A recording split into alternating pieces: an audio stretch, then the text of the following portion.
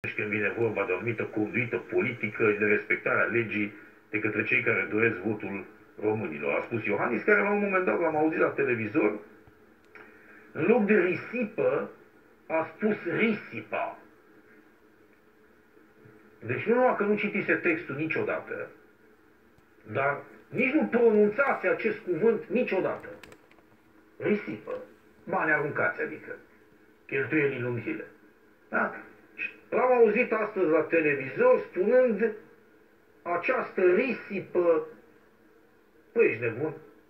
Și pe lângă faptul că nu știi deci limba română la vârsta asta, e rușinos pentru șef de stat, tu nici măcar nu ai citit alea 3 fraze înainte odată. Deci cam așa se pregătește șeful statului pentru un discurs. Evident că știam asta.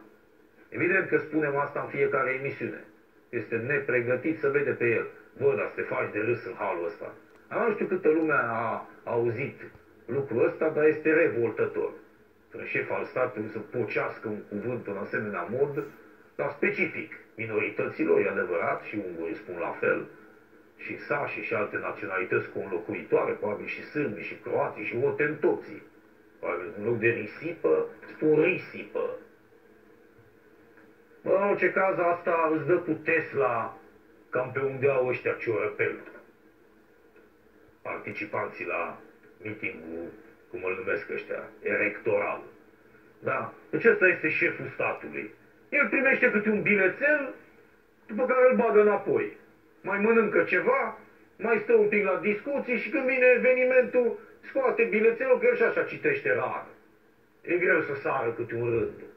Nu-i Victor Ponta, asta nu-i de la Gorj. Stă și citește încet, încet, până că de cuvântul ăsta nu se izbise până acum niciodată. El risipea banii. Da, risipea și ocaziile, risipea ideile, a risipit tot în viața lui. Toată viața lui este o risipă, evident. Abia acum ne dăm seama ce primar lamentabil au avut sâghii în toți acești ani. Ăsta vă conducea pe voi, mă? Păi ăsta e ca Zidane la Real Madrid. Adică demonstrează că lucrurile pot să meargă în lumea asta și din inerție. Iertați-vă. Da? Și atâta timp cât merge treaba cu Klaus Iohannis, înseamnă că ar merge și fără el. E clar că deci la Sibiu putea să fie primar oricine. În condițiile în care ăsta era unul emerit. Era un gospodăraș de ăsta de provincie, într-adevăr. Bă, dar la capitală vedem și noi ce politică. Bă, dar ce a făcut? Eu aș fi vrut de la un președinte de stat. Pe lângă relația asta cu Moldova, deci să avem niște discuții clare, tată. Să vină să-mi spună direct, băi, România niciodată nu se va uni cu Republica Moldova. Sau uite, vom face în următorii 2-3 ani tot posibilul și vom avea această unire până la data de, cum zicea Emil Constantinescu cu specialiștii.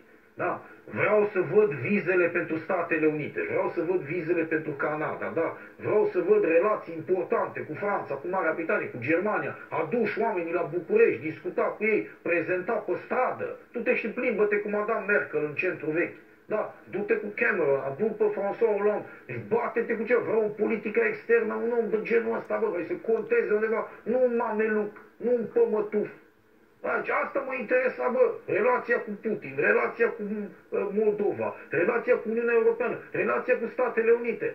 El s-a dus și a vizitat niște mănăstiri în Israel. Asta e tot ce a făcut el pentru politică externă. Domnul Iohannis și Brareș, Bogdan și proștii noastre pe care mai contați. Bă, m-ați auzit? Asta înseamnă, bă, politică externă. Dacă vrei să fii șef de stat. Du-te, bă, și bate-te pentru asta. Da? Strânge-i pe americani de gât să ne lase cu vizele. Strânge-i pe canadieni. Pune-le condiții dacă nu. Da? Du-te peste tot în Europa de Vest. Du-te cu Moldova. Du-te cu fostul RSS. Bate-te cu toate astea, bă, tată. Da? Măcar rezolvă ceva din lucrurile astea. La sfârșit, este ca și cum el, da, stă la Palatul Cotroceni și învârte globul ăla pământesc să vadă unde se mai duce. Zici, prietene, ce ați făcut, domnul Iohannis, apropo, în politica externă a România până acum? Este o chestie că v-ați dus pe nepregătite în Afganistan, pe numai pe nepregătite să poate merge acolo. Da? Pe pregătite, dacă te duci, te întorci cu picioarele înainte. Numai pe nepregătite. Toți șefii de stat fac asta. Unii se duc de Crăciun, alții de anul nou. Fâs. Și ce mă interesează? relația cu Afganistanul, ce vrem să demonstrăm că noi contăm cu trupele. Ce să contăm cu trupele, mă? Sunt niște tâmpeni. Eu îi retrăgeam pe ea imediat. Eram șeful statului, nu mai mergea niciun român în Afganistan și în Irak. La revedere, tată. Da? Le explicam eu foarte clar lor de la Bruxelles și de la Washington DC de ce nu se mai duc românii acolo. Și la revedere, da? Noi nu suntem la cheremul nimănui să ne trimite, că nu reprezentăm nimic. Dacă am fi o mare forță, sigur. Ne-am duce peste ea dacă am considerat necesar. Aș înconjura de 10-12 specialiști, i-aș asculta pe fiecare și după aia aș decide ce fac. Da, cât sunt președintele României, nu mă interesează să particip la așa ceva. Și nu din populism, ca să nu trebuiască după aia să-i fac pe aia colonei, generali și mai nu știu ce post-mortem. Nu de asta, ci pentru că nu se merită.